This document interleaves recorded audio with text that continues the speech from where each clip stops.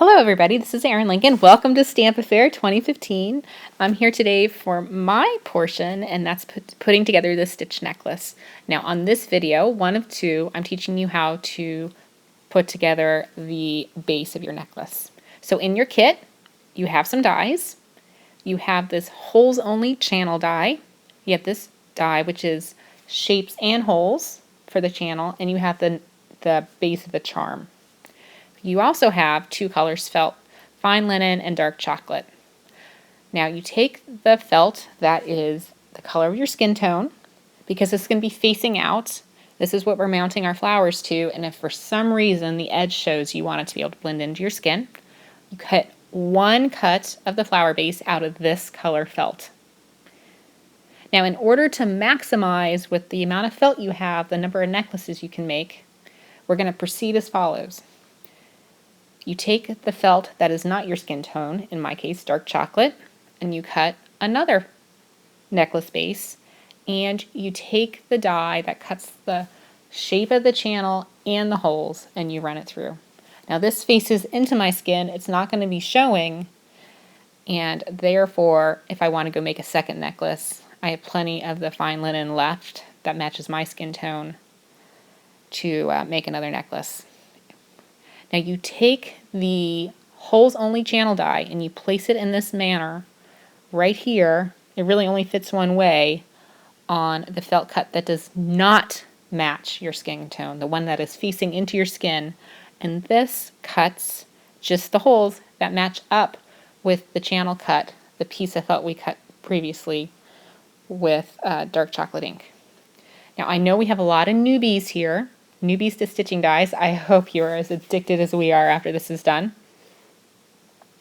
And what I like to do is I like to clear all the felt plugs from my cuts. I just think it makes it cleaner, neater, and easier for me to see where my stitching goes.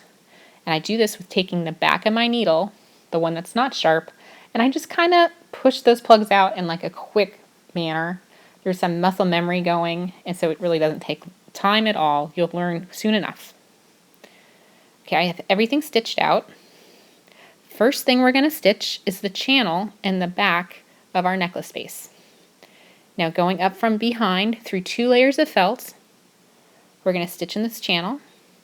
Now I like to do a running stitch for all my stitching projects, which means you go up hole A, down hole B, up hole C, down hole D, up hole E, and you're going to have stitches with spaces in between the stitches.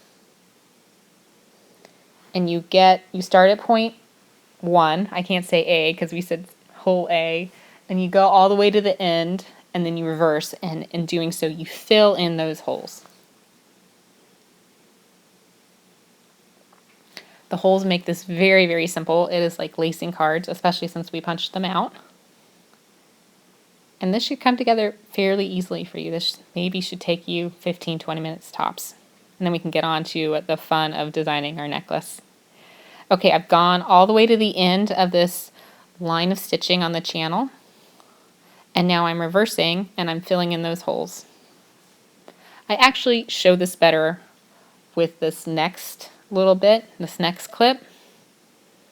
So you'll have a second shot at seeing what I'm talking about. Okay, I have filled in that line of stitching on the channel, so my stitching is one solid line. Now from the back, I'm popping up to the top of the channel, going up hole A, down hole B, up hole C, down hole D, so on and so forth until I get to the end. Now the purpose of this channel, it's where we're going to place our chain. It goes right through, and it's almost threading the necklace base on like a bead on the chain. So that's what we're creating. Now I've reached all the way to the end of the line. Now I'm reversing and filling in those holes. And doing this running stitch is nice because the back and the front look completely finished. No extra string, you're not wasting thread, and you get from point A to point B no problem. Okay, tie this off, double knot, double square knot, there you go. Snip, snip, and we're going to get going on putting our necklace base together.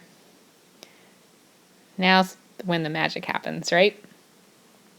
Okay, you get the felt cut that matches your skin tone, and make sure that channel faces down because that's against your skin. It's on the outside of this necklace base. Okay, this is a different approach. I'm going in between the layers of felt, and in doing so, when I finish up, I can hide my knot, and so you don't see it. After this, though, I proceed as normal. My next stitch is through both layers of felt. And you do this the entire time till the very last stitch. So through 2 layers of felt, up hole A, down hole B, up hole C, down hole D. You guys know the pattern, running stitch all the way around to where you started. And then we're going to reverse. I always find with stitching projects, it takes about maybe an inch of stitching to get the felt all together, everything lined up, and it starts getting easier. It's just you're holding everything together. So don't be discouraged right away. Just keep going. Just keep, keep swimming, Dory. Just keep swimming. All right, we've made it all the way around with the running stitch. And this is just to show you, you just reverse it, and now you start going in the opposite direction, filling in the spaces that were created with the running stitch on your first go.